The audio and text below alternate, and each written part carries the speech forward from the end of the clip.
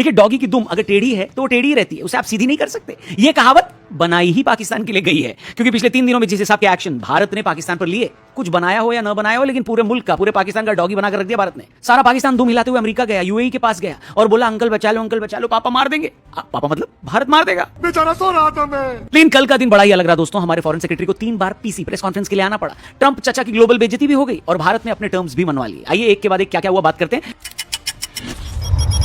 पाकिस्तान के आतंक के जवाब में 9 मई को भारत ने ऐसा जवाब दिया ना भाई साहब, ऐसे रिटेलिएट किया कि पाकिस्तानी जमीन चाटने लग गए। लड़ाई में अमेरिका कूदा, सीज फायर कराने का क्रेडिट ले लिया, लेकिन ठीक 2 घंटे बाद ही उनका क्रेडिट पाकिस्तान ने घुमाकर उन्हीं की जेब में वापस रख दिया और भारत पर ड्रोन हमले शुरू कर दिए। रात को अचानक खबर आई कि पाकिस्तान ने सीज फायर वायलेट करते हुए श्रीनगर, सांबा, रामगढ़, उधमपुर, राजौरी, पोखरण, कच्छ में ड्रोन अटैक किए। ये देखकर सबके मन से यही निकला, क्या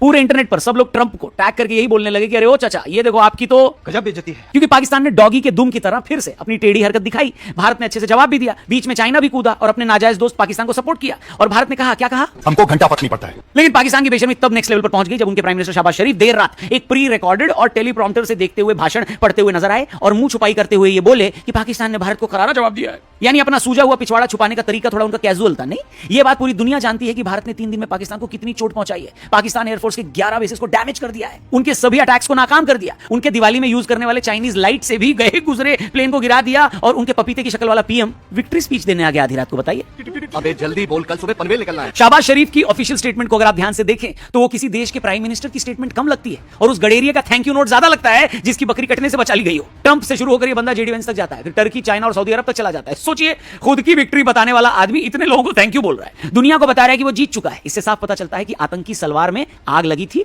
और पतलून जलने से बच गई। लेकिन मेरे को जानता नहीं है ये वो लोग हैं जो 1971 को भी अपनी विक्ट्री बताते हैं। एक फेल्ड नेशन की ना दोस्तों यही खासियत होती है, वो जिस झूठी दुनिया में जीता है उसे ही सच मान लेता है। अपनी पूरी स्पीच में शहबाज शरीफ ने बड़ी ही बदतमीजी के साथ ये बात इग्नोर मार दी कि उनका कितना डैमेज हुआ है। इतने पापा लोगों को अपने थैंक यू बोल दिया, ये खुद अपनी स्पीच में अपने यहां मरने वालों को मेंशन भी कर रहा आदमी। इसका सीधा मतलब ये है कि हमेशा की तरह पाकिस्तान अपने नंबर्स छिपा रहा है। ये वही लोग हैं ना भैया जिन्होंने करगिल वॉर के बाद अपने शहीदों की बॉडी एक्सेप्ट करने से मना कर दिया था। पाकिस्तान के पास बेसिकली खोने को कुछ नहीं है, न ही उनके पीएम के पास खोने को कुछ है। समझौतों की बुनियाद पर खड़ा एक देश बाजार में बिकने के लिए हमेशा तैयार रहता है, बस उसे इंतजार है खरीदार का। मतलब फेस सेविंग के लिए इतने सारे देशों को उसे साथ लाना पड़ा, गिड़गिड़ाना पड़ा। उनके पार्लियामेंट में उनके एमपीज रोते हुए मिले। ऐसे में खुद को विक्ट्री देने वाला आदमी पागल ना कहा जाए तो क्या कहा जाए, लेकिन ये उसकी आदत